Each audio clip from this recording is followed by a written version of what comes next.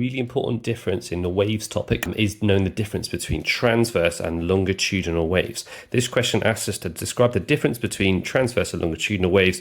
2 marks for doing so. So just to show you in a diagram, transverse waves are caused by oscillations that are, for example, up and down, and the wave goes left to right. The oscillations are perpendicular, or you could say 90 degrees to the direction of energy transfer of the wave. Now what that means is waves going left to right, the energy is getting transferred this way, but the oscillations that caused it are perpendicular to it.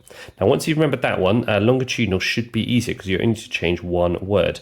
Now longitudinal waves, again, let's say they're going left to right, they're caused by oscillations in the same direction as the wave is going. So we'd say in this case, for longitudinal waves, oscillations are parallel or in the same direction as the direction of energy transfer.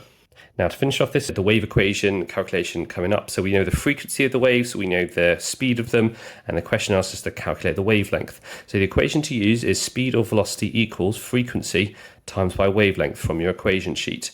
So we know our wavelength is what we're trying to find out. The frequency is given to us up here and the wave speed is here. So we're going to be really good mathematicians and put each stage down the side. I prefer to use a method like FIFA, which guarantees your marks and guarantees your marks. Even if you mess up at the end, you'll at least get some marks.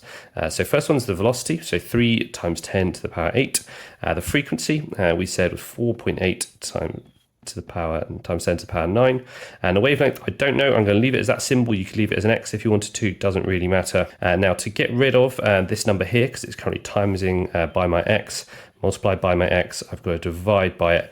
So 3.0 times 10 to the 8 divided by 4.8 times 10 to the 9. Just keep track of your numbers. That's going to give us our overall wavelength. So stick down your calculator, gives you 0.0625. And our last mark here, which might catch us out if we don't look carefully, is it asks us for 2 significant figures. So you start counting when you get to a number that's not a 0. So 0.0, don't count yet. We start counting there, that's 1, there, that's 2. The number after that, if we look carefully, is actually a 5. So anything of 5 and over, we need to round up. So we're going to round up the last digit, and that gives us 0.06. Instead of 2, it's going to be 6.3 for our final answer.